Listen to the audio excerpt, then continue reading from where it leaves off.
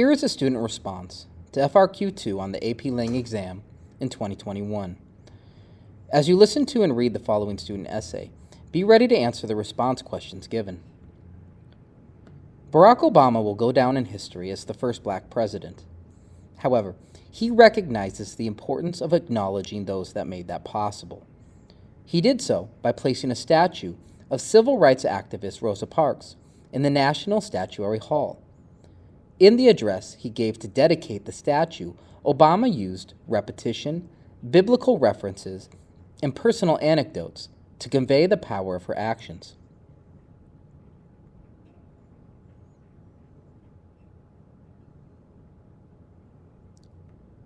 Perhaps President Obama's most notable rhetorical choice is the repetition used throughout his speech. In the third paragraph of his speech, he says, "Rosa Parks would not be pushed. She would not be pushed." He used this repetition to stress Rosa Parks' determination in the face of arrest while he tells the famous story of her refusing to move on the bus. In addition, in lines 34 and 35, while discussing the determination of the boycotters, Obama says, "Walking for respect, walking for freedom." This repetition not only stresses the fact that many boycotters walked miles through harsh conditions, as he previously mentioned in the same paragraph, but further emphasizes the word freedom and respect. This is important because it calls attention to the basic human decencies these people, especially Rosa Parks, fought for with such persistence.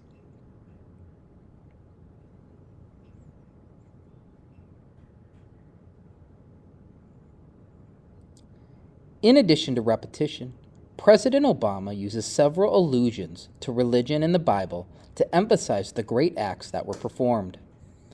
Most notably, in the speech, Obama compares the ending of segregation to the destruction of the halls of Jericho. He does this not only to highlight the massiveness of the wall that was segregation, but also to show how significant Rosa Parks' bus boycott was. He essentially says that the bus boycott started a feat of biblical proportions. In addition, he also says that the boycotters and Rosa were driven by a solemn determination to affirm their God-given dignity. This is significant in several ways.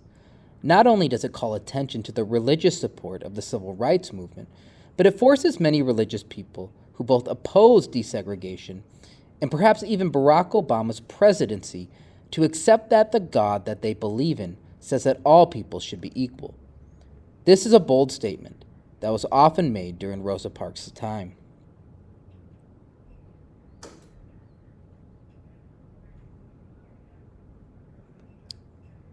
Finally, Obama draws on personal anecdotes to stress the importance of Rosa Parks to the black community.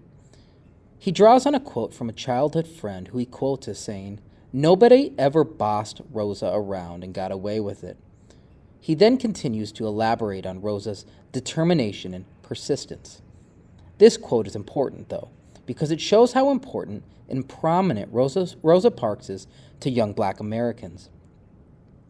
It stresses that she is admired and well-known even today. In addition, Obama also says, "It is because of these men and women that I stand here today."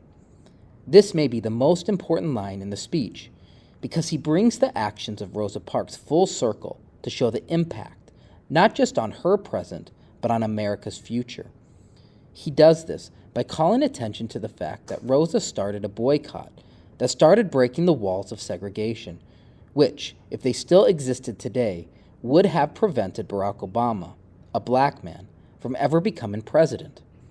So by doing this, Obama proves that Rosa Parks deserves this statue because she has helped shape America in an extremely substantial way.